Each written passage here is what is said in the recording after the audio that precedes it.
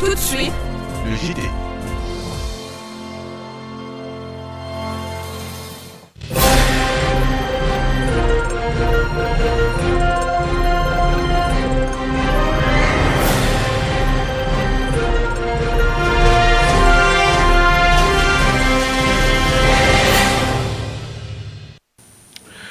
Mesdames et messieurs, bonsoir. Il est 19h30, c'est l'heure de la grande édition de la chaîne citoyenne. Bienvenue dans le 19h30, c'est parti pour le journal.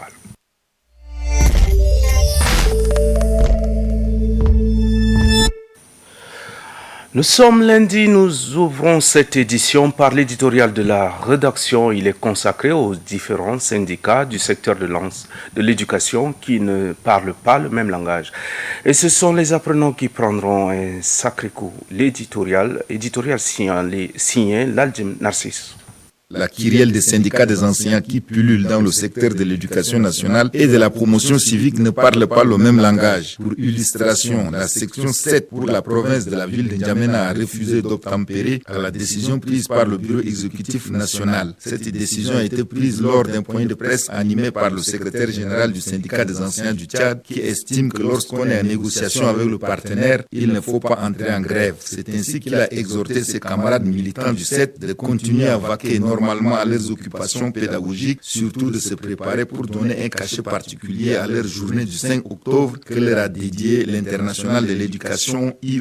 Mais cette décision n'est pas du goût de la section 7, la commune de N'Djamena. Cette dernière a tenu une assemblée générale et a foulé au pied la décision émanant de l'instance dirigeante de cette organisation syndicale. C'est un désaveu cinglant, disent les observateurs. Elle a déclenché contre toute attente une grève d'avertissement d'une semaine, bloquant ainsi la rentrée scolaire qui vient à peine de démarrer. Cette situation met le bureau exécutif du 7 dans une situation embarrassante. Un autre syndicat à nom moins visible appelé SIET s'est engouffré dans cette brèche pour appeler ses militants à observer une grève illimitée sur l'ensemble du territoire national. D'autres syndicats non représentatifs n'ont pas encore emboîté leurs pas. Il faut rappeler que depuis le lancement du mot d'ordre de grève, le ministère de l'Éducation nationale a entamé un dialogue avec le bureau exécutif du 7 pour discuter de ces points de revendication contenus dans le statut particulier des enseignants adopté par le Conseil supérieur de la transition CST et promulgué par le gouvernement en 1993. Le 7 réclame l'augmentation des primes de logement. Pour lui, les 20 000 francs CFA accordés aux enseignants sur leur salaire ne leur permettent pas de louer une chambre. C'est pourquoi ils incitent le gouvernement à revoir à la hausse ces primes. Voilà le nœud de ces problèmes qui risquent à la longue de plomber l'école tchadienne, déjà à l'agonie à cause du manque de vision de ceux qui ont la charge de la piloter. Les syndicats, il faut le dire, sont des organisations portées sur les fonds baptismaux pour défendre les intérêts moraux et matériels des travailleurs. Ce sont des structures de lutte pour l'amélioration des conditions de vie des travailleurs. Les dirigeants ne doivent pas rivaliser d'adresse et jeter de l'anathème sur tel ou tel. Ils doivent regarder dans la même direction en sauvegardant les acquis des travailleurs. On ne se livre pas à un jeu de concurrence au syndicat des enseignants. C'est le lieu ici de rendre un hommage appuyé aux pionniers du syndicat des enseignants du Tchad 7 comme Garmadjel Gami, Doudé Osoga, Bendima Kotol. La liste n'est pas exhaustive. Ceux-là avaient risqué leur vie au temps du régime d'exception pour créer le syndicat des enseignants du Tchad. Grâce à leur talent de fins négociateurs, ils ont réussi à arracher de haute lutte le statut particulier des enseignants qui fait le bonheur des hommes de Cré aujourd'hui. Nous espérons que certains ambitieux mettront un peu de l'eau dans leur vin et revenir à de meilleurs sentiments. Ne dit-on pas que l'union fait la force?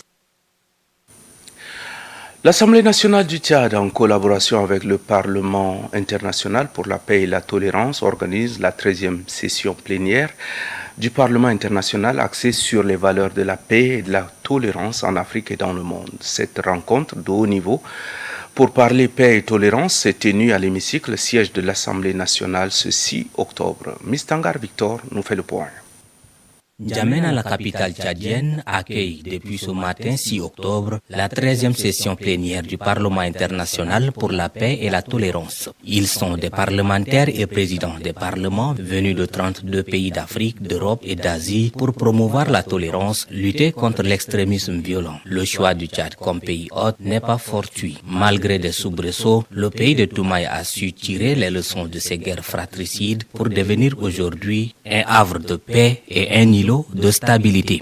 Que la paix est le bien le plus précieux, le plus cher que l'humanité recherche. Elle est comme l'étoile qui guide sa marche vers son meilleur devenir. Sans elle, rien n'est possible. À l'échelle mondiale comme à celle des États et des communautés, la paix est une construction permanente.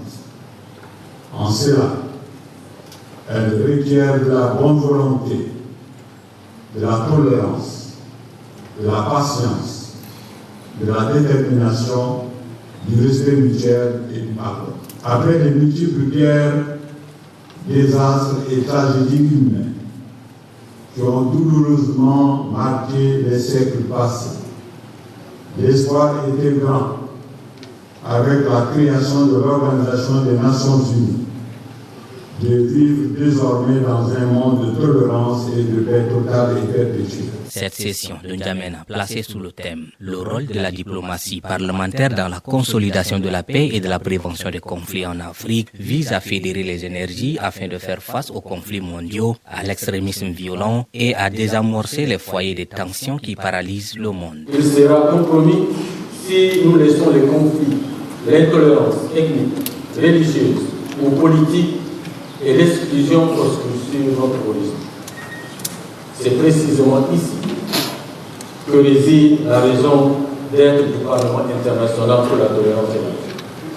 Notre institution n'est pas simplement un forum de discussion, elle est une plateforme d'action, un laboratoire d'idées et une force de proposition concrète. Notre rapport est crucial. Nous sommes les architectes du dialogue, chers collègues.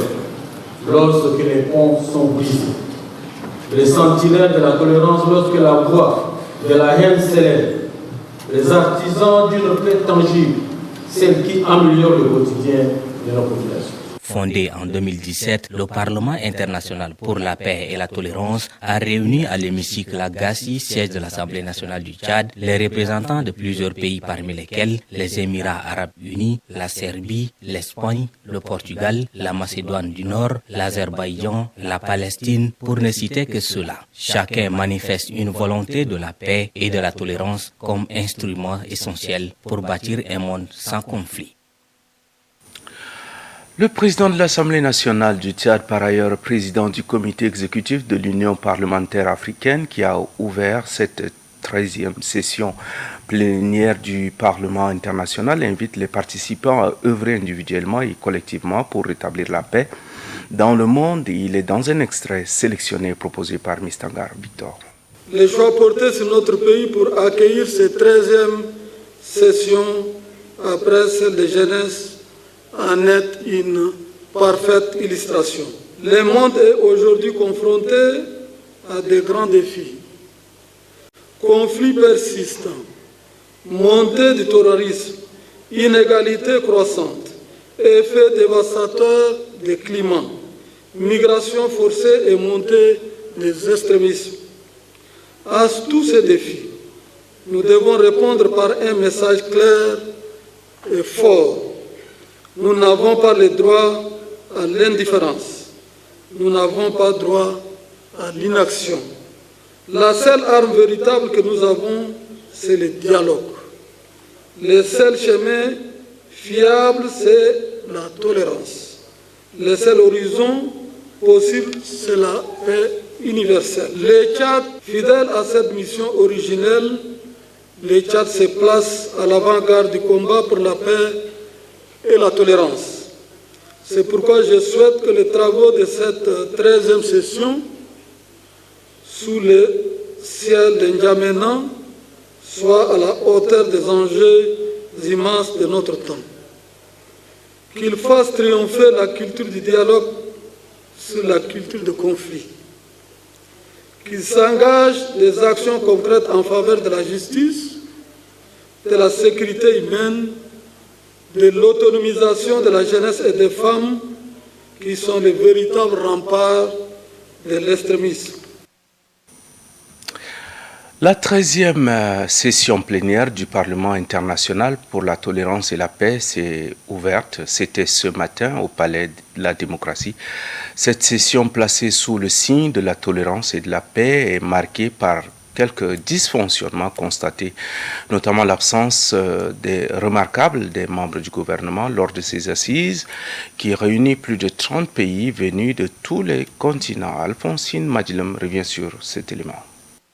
Le Tchad est un pays dont son histoire est jalonnée de crises et des épreuves douloureuses, a accueilli pour la première fois sur son territoire la 13e session plénière du Parlement international pour la tolérance et la paix. Après la Suisse depuis sa création en 2017, cette grande rencontre a rassemblé plus de 30 pays venus de 4 coins du monde. Elle incarne parfaitement l'ambition de la diplomatie parlementaire pour lutter contre les conflits, les extrémistes violents et les tensions dans le monde. Mais une fausse note est venue entacher cette rencontre. Les membres du gouvernement tchadien n'ont pas répondu. La place qui leur est réservée est restée vide, alors que le sujet est d'une importance capitale. Cela a été beaucoup commenté par certains invités. Cette rencontre devrait être une opportunité pour eux de prendre à bras le corps, surtout en cette phase où les Tchadiens dans leur ensemble manifestent une aspiration accrue pour la paix, la tolérance et la cohésion sociale, avec les foyers des tensions intercommunautaires qui deviennent récurrents dans toutes les contrées du pays. La paix est le bien le plus précieux que les autorités devraient rechercher. Malheureusement, certains responsables n'ont dédaigné d'y prendre part. Alors comment peut-on justifier ce dysfonctionnement? Et quelle image du Tchad veut-on présenter aux yeux du monde? L'autre fait marquant de ces assises est la participation de la Palestine, une nation assoiffée de la paix et de la quiétude. Sa présence témoigne ainsi de sa quête de renforcer sa diplomatie parlementaire pour la tolérance et la paix dans le monde en général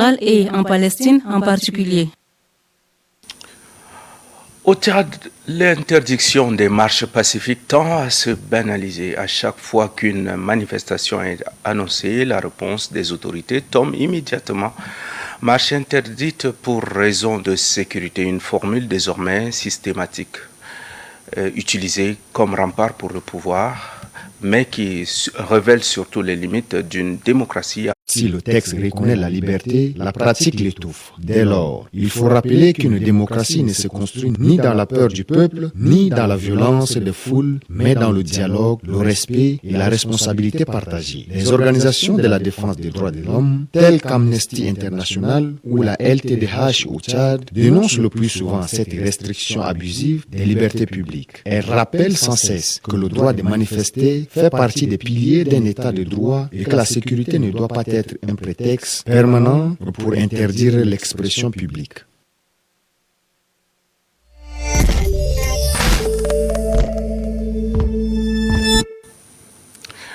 Ce lundi 6 octobre 2025, la salle de conférence du ministère des Affaires étrangères a servi de cadre à l'audience solennelle de rentrée judiciaire de la Cour des comptes, placée sous le thème transparence, redevabilité et lutte contre la corruption. Cette cérémonie symbolise une nouvelle étape dans l'engagement des institutions en faveur d'une gouvernance plus intègre. Le reportage de Joséphine Nabi. La rentrée judiciaire de la Cour des comptes s'est ouverte dans un climat de gravité et d'engagement. Plusieurs personnalités du monde judiciaire, diplomatique et politique ont répondu présents à cette audience solennelle. Dans son allocution d'ouverture, la présidente de la Cour des comptes a rappelé le rôle fondamental de l'institution dans la consolidation de l'état de droit, notamment dans la gestion des finances publiques, et de poursuivre sans relâche le concept de la lutte contre la corruption. Monsieur le Premier ministre du gouvernement, Mesdames et Messieurs distingués invités, une nouvelle année judiciaire placée sous le régime de la transparence et de la performance souveraine. La Cour des comptes réaffirme sa détermination à poursuivre sa mission constitutionnelle avec rigueur, indépendance et objectivité, mais aussi avec un sens profond du devoir et de responsabilité. Pour cela, elle doit renforcer son indépendance à travers un appui institutionnel et législatif afin de combler les lacunes juridiques et obtenir des ressources budgétaires suffisantes suffisante lui permettant d'exercer efficacement ses missions. La corruption mine les fondements de l'état de droit. Elle détourne les ressources, freine le développement, affaiblit les institutions et alimente la défiance des citoyens. En marge de l'audience solennelle, les échanges ont permis de mesurer les attentes de certains citoyens. Nous avons assisté ce matin à l'ouverture de la session judiciaire de la Cour des comptes avec un thème très pertinent sur la bonne gouvernance. Ils sont dans leur rôle, que les principes de redevabilité soient appliqués et bien entendu que les finances publiques soient bien gérées. Par rapport à la gestion et la transparence, vu l'exposé de la Cour, ils sont vraiment dans la logique et dans la ligne des choses. Et pour cela, il va falloir que l'exécutif donne encore plus de pouvoir à la Cour des comptes pour pouvoir mener à bien sa mission. Il est important de se débarrasser de la corruption parce qu'avec la corruption, on ne peut pas construire un pays, on ne peut qu'aller donc du mal en pire. La Cour des comptes est chargée de contrôler la régularité, l'efficacité et la transparence de l'utilisation des ressources publiques. En cette rentrée judiciaire, elle réaffirme de jouer pleinement son rôle, un engagement qui, au-delà des discours, appelle des actes concrets et une volonté politique durable. Sous le thème la technologie, la finance numérique, l'intelligence artificielle et la prévention de la fraude, la commission de surveillance du marché financier de l'Afrique centrale, COSUMAF, a lancé officiellement ce lundi 6 octobre 2025 la Semaine internationale de l'investisseur CEMAC 2025. La cérémonie s'est déroulée dans la salle du ministère des Affaires étrangères, en N'Djamena, en présence de plusieurs acteurs du monde économique et financier. Kaubari Maloum Esther nous fait le point. La 7e édition de la Semaine internationale de l'investisseur CEMAC s'ouvre dans un contexte marqué par la montée en puissance de la digitalisation et de l'intelligence artificielle dans les systèmes financiers africains. À travers cette initiative, la COSUMAF entend renforcer la culture boursière et promouvoir la transparence sur le marché financier sous-régional. C'est par une allocution du président de la COSUMAF, M. Nagou Mayamassou, que les travaux ont été officiellement lancés. Il a rappelé que cette rencontre vise à vulgariser les opportunités qu'offre le marché financier régional tout en sensibilisant les acteurs économiques à la prévention des risques de fraude dans un environnement de plus en plus numérisé. L'objectif fondamental est d'explorer les opportunités qu'offre le marché pour répondre à la problématique vitale du financement des entreprises locales et des projets structurants. Dans nos pays, les entreprises font face à une contrainte structurelle de financement en raison de ressources limitées, des maturités courtes et des coûts élevés des fonds. Je vous souhaite des échanges riches et constructifs tout au long de ces 2 journées.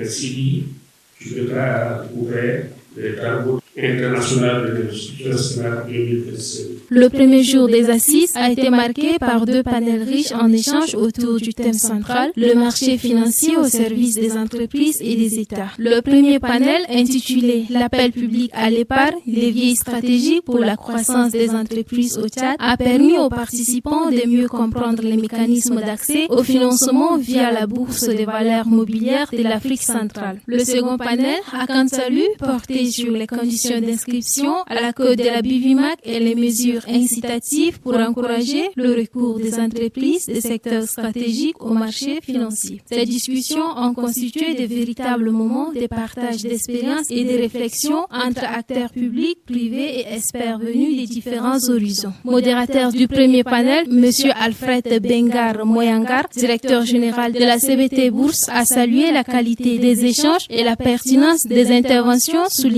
l'importance de la mobilisation du secteur privé tchadien autour du financement par le marché. C'est tenu ce matin le premier panel du premier jour de la semaine des investisseurs de la CEMAC organisée par la COSUMAF et l'OICV.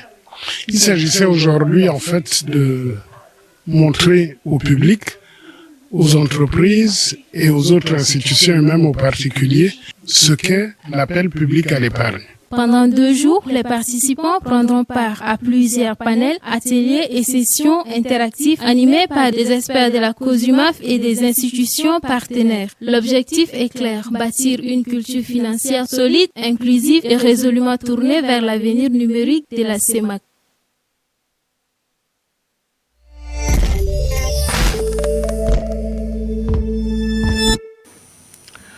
Le camp Hassan Djamous de la garde nationale et nomade du Tchad GNNT, 6 à Farsha dans le premier arrondissement de la cité capitale, a servi de cadre ce lundi 6 octobre 2025 à une cérémonie solennelle de passation de commandement entre le général de corps d'armée Abakar Choua Alaï, commandant sortant, et le successeur, le général de division Bourma Amchi Tchogoubou.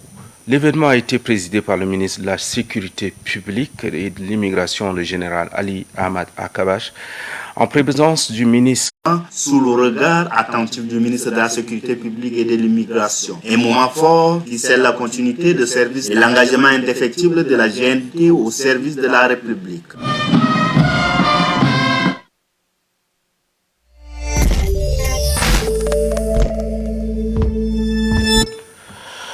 À la société de cette édition, le président de la République, le maréchal Mamad Idriss Déby Itno, a effectué ce lundi une visite surprise à la caisse des retraités civils du Tchad CRCT à Amriguébé. Cette démarche, la deuxième du genre, illustre sa volonté de rester proche des réalités administratives et de veiller à la bonne gestion des structures sociales, notamment celles dédiées aux retraités. On en parle avec Mbaynadji Nicolas. Le président de la République, très remonté, a constaté bon nombre de dysfonctionnements. Plusieurs responsables de cette institution ont brillé par leur absence à leur poste. Les bureaux sont vides, la lenteur dans le traitement des dossiers des passionnés. Ce constat amer traduit le manque de sérieux dans le travail de ces agents pour mettre à l'aise ceux qui ont rendu des bons et loyaux services à l'État. Ces personnages ne méritent pas d'être malmenés, sinon maltraités. Cette descente a permis une fois de plus au chef de l'État de recueillir lui-même les doléances de ce retraité. Ils sont victimes du retard dans le traitement de leurs dossiers. Avant, l'État ne payait pas les pensions par mois. L'État payait par trimestre, des fois par semestre. Mais depuis 2022, on paye chaque mois. Le gouvernement, nous sommes en règle et nous essayons de faire tout pour que nos retraités puissent vivre dignement. Son appel à la compassion, à la discipline et à la présence effective des responsables dans leur bureau réaffirme la volonté de l'État de promouvoir une administration plus éthique et plus humaine. Cette visite présidentielle est à la fois un avertissement et un message d'espoir. Un avertissement aux responsables administratifs et un espoir pour les retraités qui attendent de la CRCT un service digne, respectueux et efficace.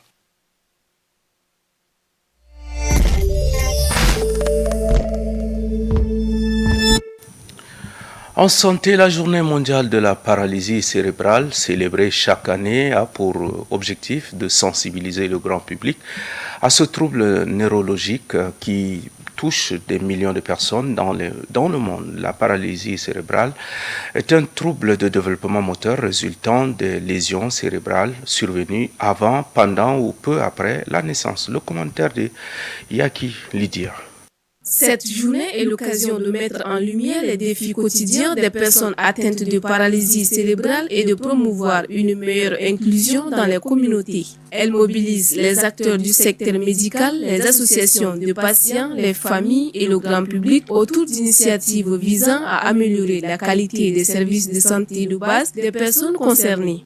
En outre, elle se manifeste par des troubles du mouvement, de la posture et parfois des difficultés associées comme des troubles de communication ou des déficiences intellectuelles. La Journée mondiale de la paralysie cérébrale a été créée en 2012 à l'initiative du Consortium international d'organisations œuvrant en faveur des personnes atteintes de cette maladie. L'objectif était d'encourager les efforts de sensibilisation à l'échelle mondiale et de favoriser le partage des connaissances de bonnes pratiques. Depuis sa création, cet événement a pris de l'ampleur et est désormais célébré dans de nombreux pays. Il permet de donner la parole aux personnes concernées et de mettre en avant les avancées médicales et technologiques et de rappeler l'importance d'une prise en charge adaptée dès le plus jeune âge. Bien qu'il n'existe pas encore de traitement curatif, une prise en charge précoce permet d'améliorer considérablement la qualité de vie des personnes atteintes. Alors, il faut signaler que les avancées en matière de rééducation, d'assistance technologique et d'accompagnement social ont été réalisées en vue de contribuer à une meilleure autonomie des patients. Mesdames et messieurs, un communiqué de presse dont voici la teneur. Le ministère de l'Environnement, de la Pêche et du Développement durable du Tchad porte à l'attention de l'opinion nationale et internationale ainsi qu'à celle de ses partenaires techniques et financiers qu'à compter de ce jour, 6 octobre 2025, il est mis fin avec effet immédiat à tous les accords de partenariat avec African Park Network APN, organisation non gouvernementale sud-africaine, signée en 2010 et en 2017, puis révisée successivement en 2017, 2022 et 2025 en vue de la gestion et du financement de ces aires protégées, Parc national des Accoumans et son grand écosystème fonctionnel, réserve naturelle et culturelle de l'Enedi. La rupture des dix accords est motivée par les considérations objectives suivantes: la recrudescence du braconnage et le manque cruel des investissements dans ces aires protégées depuis les signatures des accords, le non-respect des clauses pertinentes des 10 accords par le partenaire APN depuis leur signature, les difficultés permanente et de collaboration sincère avec les administrations de tutelle et aires protégées, environnement et autres structures concernées. L'attitude indélicate et irrévérencieuse récurrente affichée vis-à-vis du gouvernement du Tchad. Toutefois, le gouvernement de la République du Tchad, à travers le ministère de l'Environnement, de la Pêche et du Développement durable, conformément à sa politique, demeure disposé à accueillir toutes les initiatives visant à établir des partenariats sérieux, respectueux et mutuellement bénéfiques en faveur de la conservation de la faune et de la gestion des aires protégées en République du Tchad. Le ministre de l'Environnement et de la Pêche et du Développement durable, Hassan Bakit Djamous.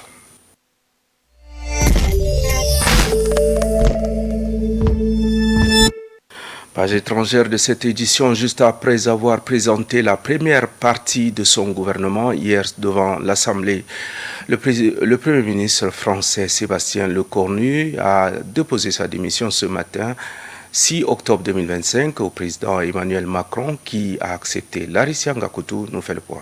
Une question qui revient chaque semaine depuis plusieurs mois. La France est-elle ingouvernable? 6 premiers ministres en seulement 2 ans et la dernière démission éclair de Sébastien Lecornu a relancé le débat. Gouverner dans ce pays est-il encore possible ou n'est-ce plus qu'un rêve? Le constat est sévère. Le Parlement est frustré. Les partis traditionnels n'existent plus. Les extrêmes refusent le compromis et l'exécutif vertical centralisé navigue à vue. Inflation, hôpitaux saturés, retraite, éducation. Le quotidien des Français est lourd et la colère sourde. Emmanuel Macron, lui, s'est dit déterminé. Mais la détermination suffit-elle à faire tenir un pays où la confiance dans les institutions s'effrite chaque jour? Pendant ce temps, certains proposent une coalition improbable, d'autres un gouvernement d'union nationale, certains même évoquent une nouvelle dissolution, comme si le vote était devenu un simple geste symbolique. Mais le véritable problème actuel de la France n'est pas la chute des ministres, c'est le modèle de gouvernance lui-même, concentré sur l'exécutif qui ne permet plus de compromis durables. La France n'est pas ingouvernable, elle est juste en panne de démocratie. La démocratie n'est pas seulement un régime de vote, c'est un art de compromis, de dialogue, de respect des institutions et des citoyens. Or, dans cette France-là, le dialogue est brisé, la confiance est rompue et la citoyenneté mise à l'épreuve. Malgré sa puissance, la France restera prisonnière de son instabilité. La France traverse une tempête politique, certes, mais ce n'est pas la fatalité. C'est plutôt un appel à la responsabilité des élus, à l'exigence citoyenne et à la reconstitution d'une démocratie capable de tenir le cap. Sinon, nous regarderons longtemps, depuis nos écrans, un pays ingouvernable, mais surtout désabusé.